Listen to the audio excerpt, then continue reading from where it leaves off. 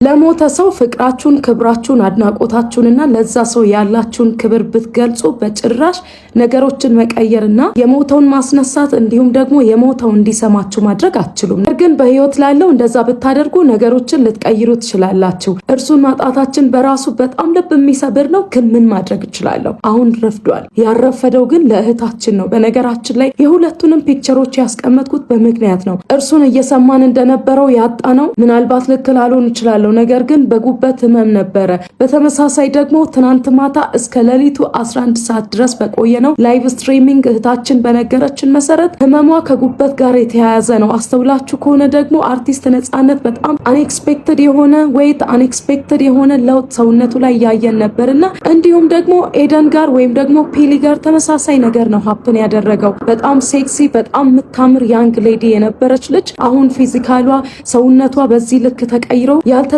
ውፍረትና እጅግ በጣም መቋቋም የማትችለውን ህመም እያስተናገደች ትገኛለች። ማታ ደግሞ በነ ጆርዲን በዛብህ በነ ሩት እንዲሁም ደግሞ ህይወት ዳኒና የመሳሰሉ በጣም ልባቸው ሰፊ የሆኑ ወዳጆች በተገኙበት ፈንድሬዝ አርገን እስከ 11 ሰዓት ድረስ ነበር የቆየነውና እኔ ጌታ በሚያውቅ ሁሉም ሰው ቢተኛና ቢወጣ በቃ ቢያንስ ለእህቴ አንድ ምሽት ምተኛበትን እንቅልፍ መስዋዕት ብከፍል ነገ ለሚፈጠረው ነገር ምናልባት የሚሰማኝ ቁጭትና ጸጸት ሊቀንስ ይችላል ብዬ ስላሰብኩኝ ነበር። በጣም ብዙ ስትለምነን እረፉ ስትል ሁላችንም እምቢ ብለን ስንረባረብላት ነበር። እግዚአብሔር ይመስገን የተወሰነም ነገር መሰብሰብ ችለናል። ነገር ግን ስቲል ነው ኢናፍ አይደለም ሁኔታዋ ያለችበት ነገርና ይሄ ፈንድሬዚንግ ሁሉም ጋር ቢደርስ ደግሞ 100% በአንድ በሁለት ቀን ማሳካት የምንችለው አማውንት ነው የቀረንና ለዚህ ደግሞ የኢትዮጵያን ትላልቅ ኢንፍሉዌንሰሮችን ትላልቅ ባለሀብቶችን የድርጅት ባለቤቶችን ይሄ ቪዲዮ ቫይራል እንዲወጣ ማድረግ የምትችሉትን ሁሉ እጠይቃችኋለሁ። ፕሊዝ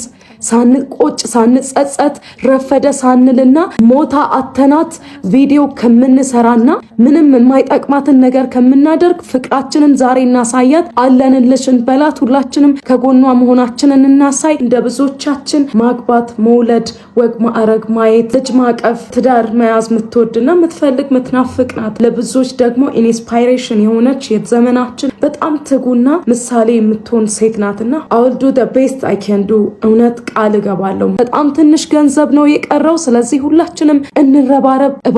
እባካችሁ አለንልሽ ብለን ኢትዮጵያውያን አለኝታ መሆናችንን እናሳያት እላለሁኝ። የቲክቶክ አካውንቷን እንዲሁም ደግሞ ገንዘብ መላኪያ መንገዱን ሙሉ ነገር ካፕሽን ላይ አስቀምጥላችኋለሁ። የሷ ባዮ ላይ ደግሞ ጎፈንድሚ አለ። እዛ ላይ ደግሞ እየተሰበሰበ ይገኛልና ሊንኩን በመጠቀም ዶኔት አድርጉላት። ምንም የማትችሉ ደግሞ ይሄን ቪዲዮ ሼር፣ ኮፒ ሊንክ፣ ሪፖስት በማድረግ ለብዙሃን እንዲደርስ አድርጉልኝ። አመሰግናለሁ።